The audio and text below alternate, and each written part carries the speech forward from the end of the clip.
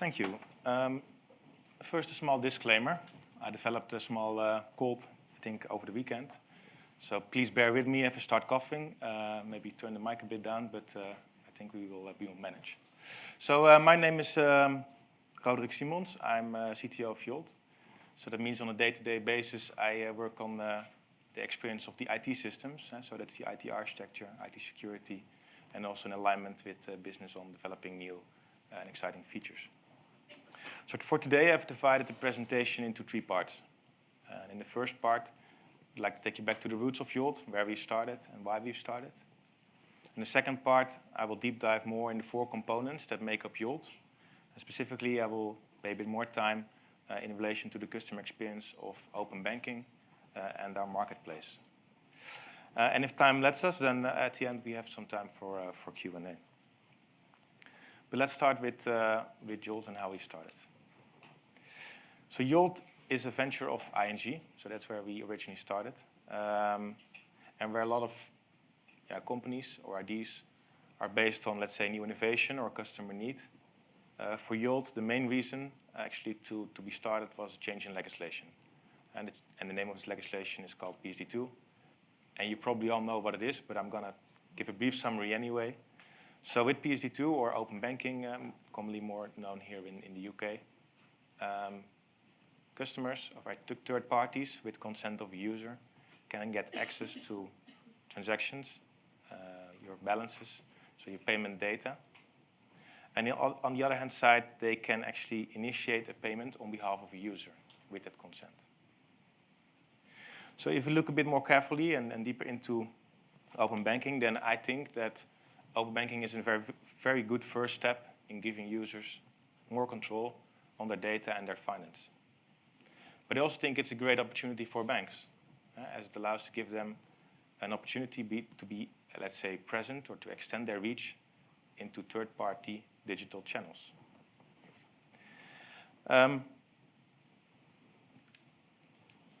So this is important because I expect that the landscape, or we expect that the banking landscape will change. We've heard a lot about it already, that it's not certain if companies will exist in the coming 10 years. So for the banking sector, we expect this change as well, and then this becomes very relevant. But the question for ourselves is really, how does this banking landscape look like? And we think that we can really draw inspiration from other industries, and then mainly the industries that have been platformized. We all know the examples of the industries like Airbnb and Uber, who have completely changed their respective industries. And there's also the examples of, let's say, Trivago, who now offer you one place to select your hotels and to get freedom of choice and the best price. Or we have Deliveroo, who have completely changed the distribution of food. So you see a lot of examples where platformization have brought a significant change in the respective industries. And we expect that the change in banking is actually next. And for Yolt, we would like to be part of that change. It's our ambition to become a pan-European money management platform and to become the single app to manage your financial world. And therefore, it's our mission to give people the power to be smart with their money. And of course, we would like everybody to use Yolt, but let's say in our marketing and in our targeting, we focus more on the millennial user group that, according to research that we've did, spend, let's say, 3.5 hours a day scrolling through their timeline, liking, disliking, and chatting with peers. And this is also the group that has the most financial decisions ahead of them in life. So that's one of the reasons why we focus more on the millennial user group. So let's give a brief update on where we are. So as I explained, we started in 2016 with Yolt. I was one of the four people that started it. And after a closed alpha in June of 2016, we launched our closed beta in October of 2016. And this allowed us to get early feedback from our user group and in small iterations actually improve the product furthermore until our launch in end of May last year. And I still remember that day very well because it's a nervous moment. You get to press a button, your application is live, where you've worked on very hard. And had questions, okay, what will our users think of it? We did the research, of course, but still. What will the press think of it? But also, will the IT system Yolt more personally for me. The IT systems, they hold up fine, which was good. And if we fast forward to, let's say today, we currently have 500,000 users within Yolt, and they rate our app with 4.6 stars average in the App Store. So we want to be a pan-European platform. So that means we have to cross the North Sea and go back to the mainland. And actually, that's what we did. So a couple of months ago, we've launched both in Italy and France, which allows us to scale even further in the European market. And the interesting thing is the way how we set up Yolt, because it was an assignment from the beginning to become a European money management platform, was really to be able to scale fast to other countries. So within 8 to 10 weeks, we can go to another country, and that depends, of course, on the data that we can get from the different banks. Not in the full mainland of Europe, all open banking or PSD2 APIs are available yet, unfortunately. But also that depends on our data models that we use to give insights to our users or to determine the insights for our users. And we need to change that to make it more country agnostic or country specific. And of course, we have to translate the app in Italian and French in this case. So let's move on to, let's say, the second part of the presentation. So as I mentioned before, there are 4 components that make up Yolt, which are described here: Sync, See, Pay, and Do. And I would like to spend a bit more time in, let's say, the Sync and in the Do part in relation to customer experience and our experience with open banking and building a marketplace. So when we started with Yolt, we made it very clear that we would that we set up Yolt in a very flexible way that allowed us to easily connect with third parties, with the APIs of others.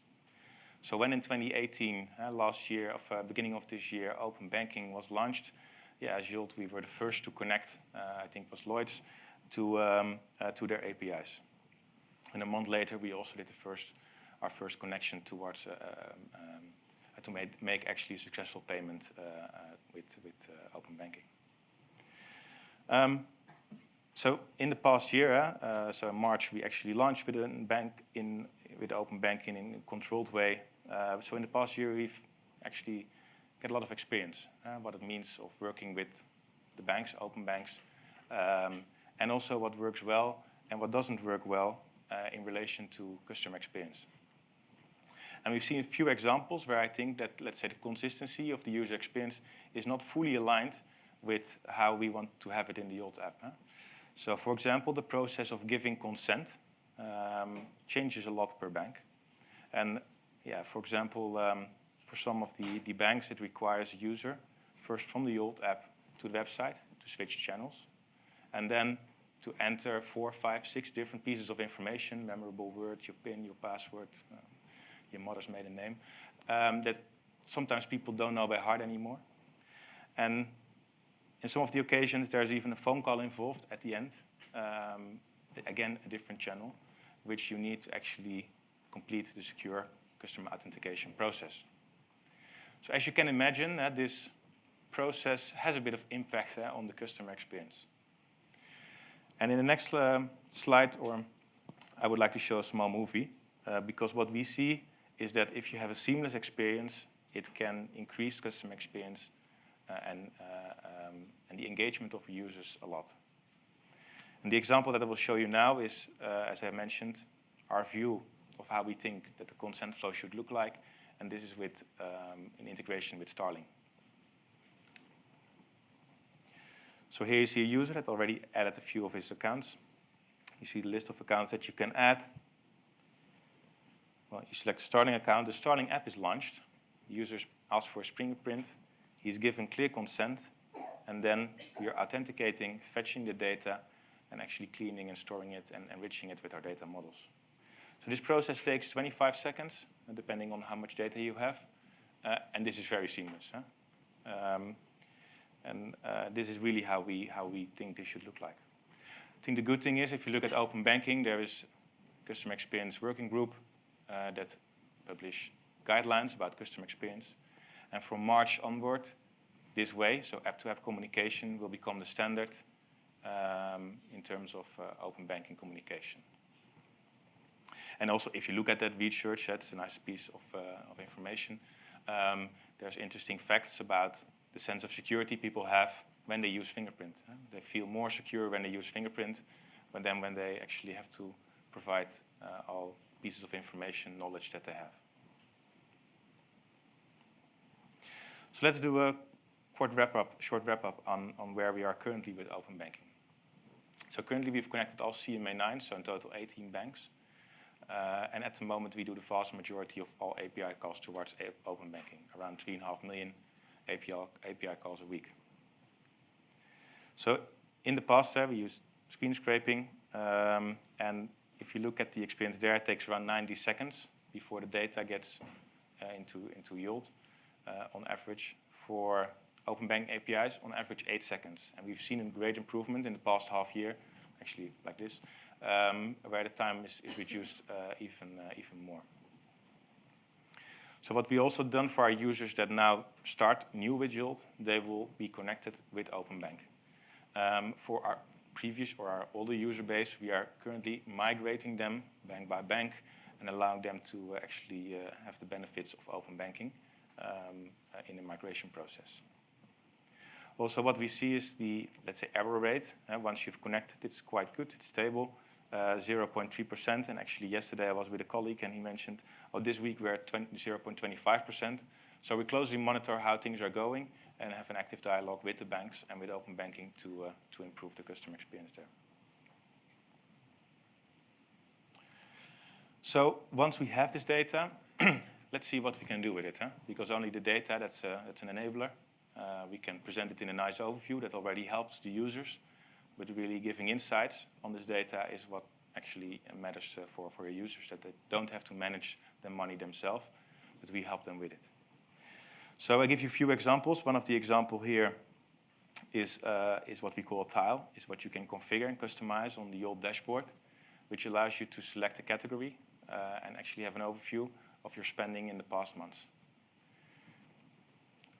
And about the dashboard, that's a bit how the dashboard looks like.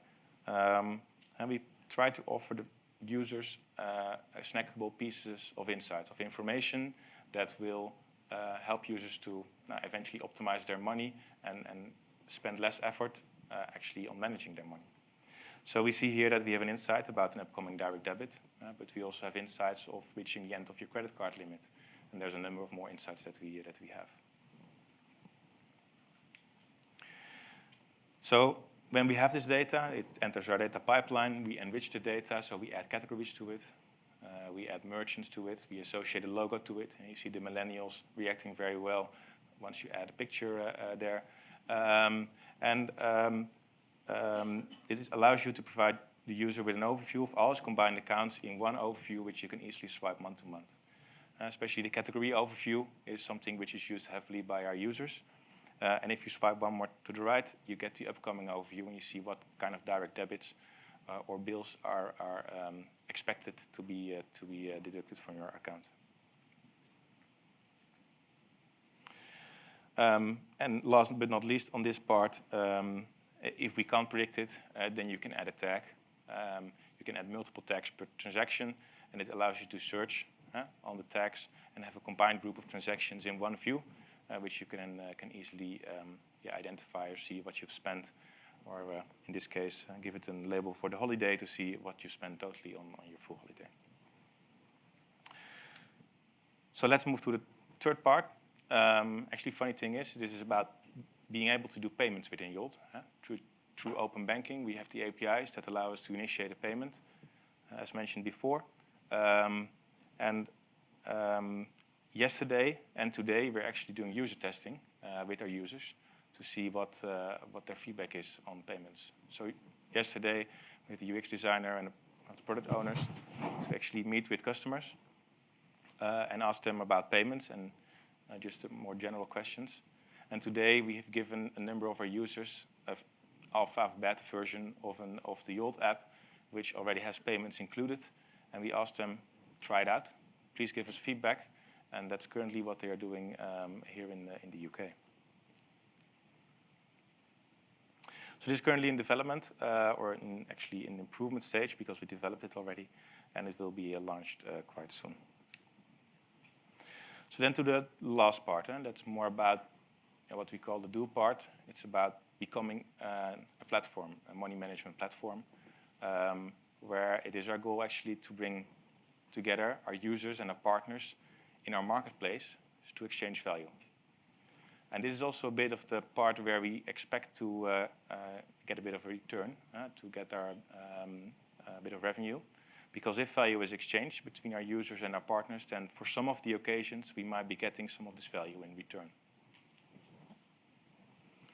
So in the past half year, we worked really hard in understanding what it means to connect a partner. And based on different discussions, we've created, from a more technical side, modular components that can be easily linked together to create a new partner integration.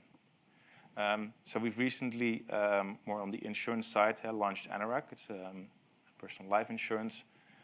We've connected with Home Life, more on the household insurance. And we have connected also more with in the financial sector with parties like PensionBee and with Wealthify. So the good thing is there's a lot of positive attention about this. Our users like it, and we see a lot of partners that would like to join also. But there's a bit of a question or dilemma which we faced, and that's how do you determine the integration with this partner? Because it depends a lot on the type of partnership that you're in, the phase of the partnership, the scope, the availability of the APIs of that partner. And therefore, we had to come up with a way to tune, let's say, the customer experience for different partner propositions. And we've done that by creating 3 different types of integration, which are shown here. So the first one is a referral, and this is actually quite easy. This allows a user to select a partner, get a bit of an information, and have a redirect to the partner website. It's a cold landing, so the user has to do everything himself there manually. So in the second phase, we have what we call access to data. This is a flow which is for the half of the time in Yolt, and the other part is within the partner. And this allows users to actually use the data which we have in the system of him, and with clear consent of that user, we can share the data to that partner to have a hot landing and actually continue in the flow on the website of or app of that user, of that partner. So in the last one, it's the one which is the seamless one. That's the one with the highest engagement. This is where you fully stay within Yolt, and you can fully connect or buy a new product from within the Yolt app, or switch your energy provider or whatever you want. So the interesting thing is that the further you go down, the better the customer experience, but also the longer the development time. Because we've developed these components, and it allowed to really easily connect to these partners. It takes around 1 day development time. I'm not talking about getting a contract, but to actually integrate this from a technical perspective. If you talk about the access to data, around a week. And if we talk about the embedded flow, where we don't have any embedded flows at the moment, we're developing it, around 2 to 4 weeks. But this all depends on the quality, let's say availability, the documentation of the APIs of the partners. And I think if you want to join in, let's say, the revolution of platformization, then it's really important that you have APIs that are clear, that are understandable, and that can be easily integrated by parties. And I hear a lot of discussions or topics about APIs, that it is actually really an IT topic. But it's not. It's actually as much an IT topic as it is as a business topic. So if you look at an API, an API is actually what we call an ugly website. So the ugly website you see here can power an app or a website on your own channel or on the channel of a third party. And actually this ugly website of this API has different users. Of course, it has your customer who is using it in the customer journey on your own channel or on the channel of a third party. But there's also a developer or an engineer who's consuming this API or is building on top of this API to create the customer experience and the customer journeys that we actually would like to see.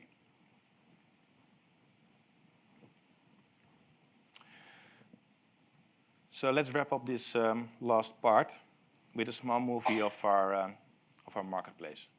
So here I'll show a movie of an integration, which we've done with HomeLife, which is a type 2 integration. So we have sharing of data, collecting of data through a questionnaire, and actually then sending out this data. It allows me to have a bit of a drink.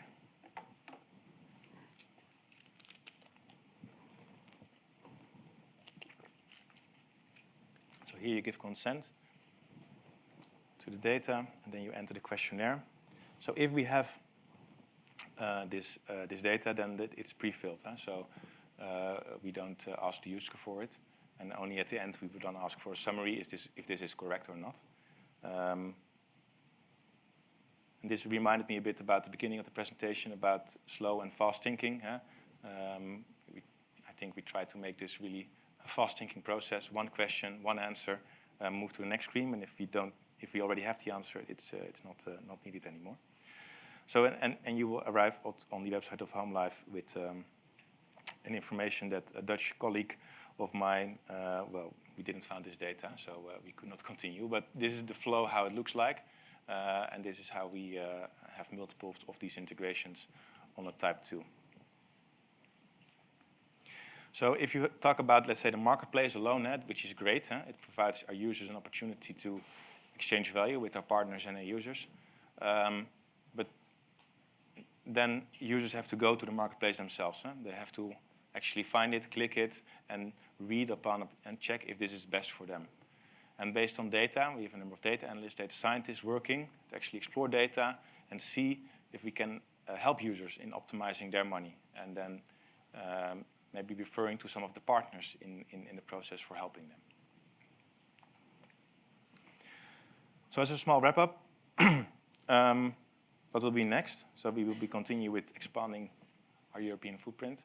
Well, we just launched in 2 small countries, Italy and France, so we have some time and some to grow in those countries. Second, we will collaborate with open banking in pushing the envelope on getting it more customer-friendly. And last but not least, we will be connecting new partners in these 3 different areas: utilities and bills, financial products, and in leisure and experience. So that concludes my presentation. So yeah, if after the presentation you have any questions or you would like to join our platform, yeah, feel free to walk by and let's see if we can exchange value on the platform later on. Thank you.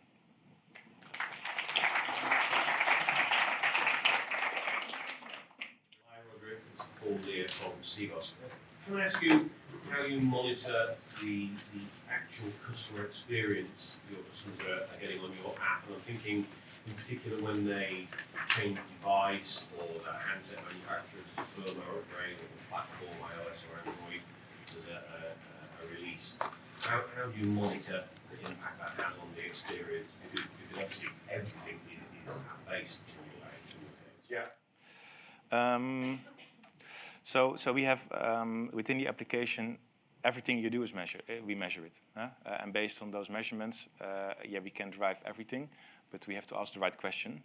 And the question you ask, can we then basically derive a change of an OS from iOS 11 to iOS 12 if this has impact for the user, right? That's your question, I think.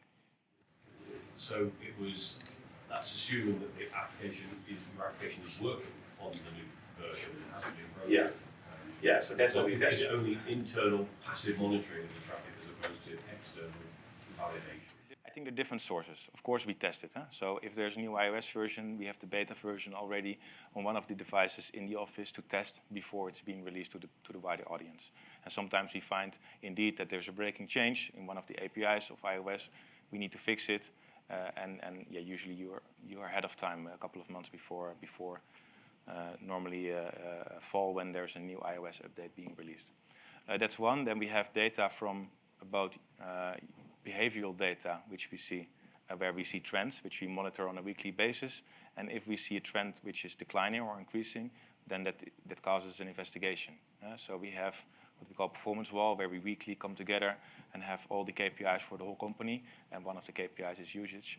If we see change in there, then it is a signal for a deep dive. We have more the, let's say, errors, so more the backend systems which are being monitored, which give us information if a user is successful in adding a bank, for example. And last, we have social media and other parts, and email. If users have an issue, then that's the way how they can reach it. So there are different sources that can identify a problem. Already on your first customers, haven't migrated yet, I don't think, open banking. But just interested, you mentioned 500,000 customers. I don't know if you were able to share with us a few more stats about engagement of those customers, how frequently do they usually log on, refresh, how many banks do they usually link into your platform, just to get a feel of how engaging that is at the moment? Very good question. I don't have all the answers, but if I remember conversations with a few of my business colleagues a while ago, I think on average we see 3 accounts that are added sometimes from different sources. We see in the usage that at the moment this is not a daily app. People don't use it daily; they use it more on a weekly basis. And what's interesting, they use it. The most busiest moment is Monday morning to check how the weekend impacted their finance. When you expand to new countries and new geographies, what's your sort of like compliance process for getting a license to operate in that market? Yeah, that's a good question. So while we are separated on arm's length with ING, we leverage also what we can use from ING, and that's in this case licenses from ING. So we can passport Dutch licenses from ING towards different countries. And we have to do local checks in the law to see if what we are doing doesn't have impact we have to need a legal opinion. Do you have plans to go to markets where ING does not operate? Well, so for the retail customers in UK, ING doesn't have a presence here. So for Italy and France, there is. So we are not bound by where ING is sitting, absolutely not. But we are bound to, let's say, European mainland at the moment, because that's where open banking PSD2 is starting. You see, by the way, also in Australia, a movement towards open banking, and the discussion is getting broader there. Should it not be a discussion about open data, where, for example, you also open up your data about your energy bill and things like that that can be consumed by third parties. Yeah, continuing actually on that question, and you coming from the Netherlands, ING coming from the Netherlands, why did you start there? Wouldn't that have been easier? Or was there a specific reason to choose this market?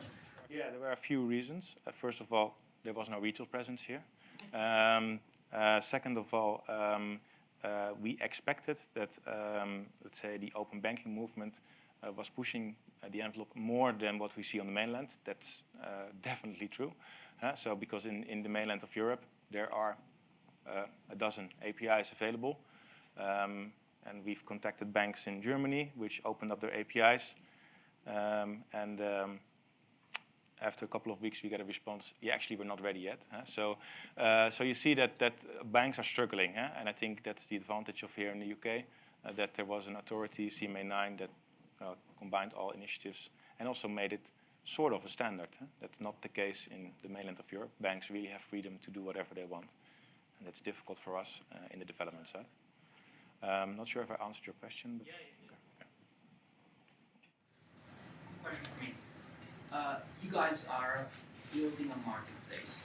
Starling Bank is building a marketplace. You guys are integrating with each other. So if your monetization model as well as their model is to generate revenues out of the partnership with third parties, isn't it like welcoming your competitor in your neighborhood, or what's the strategic thinking behind it? Yeah. So I think if you look at the platform industry, then everything that benefits the user or what's best for a user should become available. And if that's a current account from Starling, or if that's or pension management by PensionBee, that's then up to a user. But we don't discriminate in which part needs to onboard, or definitely not favor, and let's say an ING versus a non-ING. So on the marketplace. So we're open to everyone, and we really look at what helps us, our users, to optimize their money.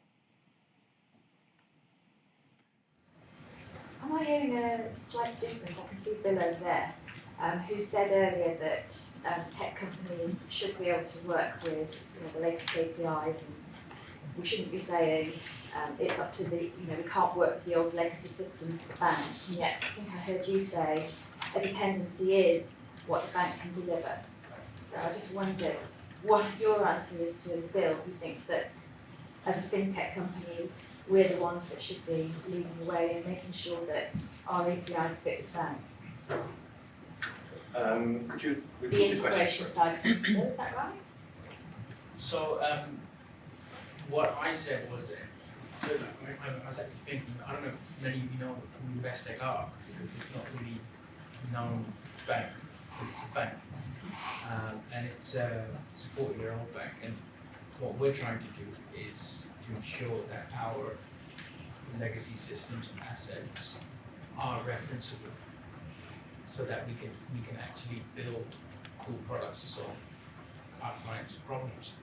And once we can do that, then externally referenceable is around working with the ecosystem. So I guess my message was that everyone has to bang around their own organizations to get their tech in order. Because if you don't, Okay, so you're in agreement. The onus is on the bank to. yes, absolutely, because then, if you're a big bank and you've got 7,000 legacy systems, how do you unravel that? And just looking at it from the same chance doesn't cut it, but you look at them. Yes, you talked about you're currently looking at developing enable payments within the Yield platform. What are you finding the most challenging in that particular area? So that's a topic which I didn't discuss, but that's compliance and things around that. So the open banking, it's still a gray area, payments, and should there be transaction monitoring, pre-employment, exposure of people, should they be checked, KYC, things like that. That's, I think, the biggest challenge at the moment, in order to things compliant according to law. It's not the development work. We've done that before, that we can do it, but it's more the legal compliance and other work that is causing most of the time. And you mean from that perspective, the security of the data of that transaction? If you transfer money through Yolt, should we then be accountable to check if this was a fraudulent transaction or not? And that's the discussions which we are having now to determine what is the room that we have. Good. Very good. Thank you.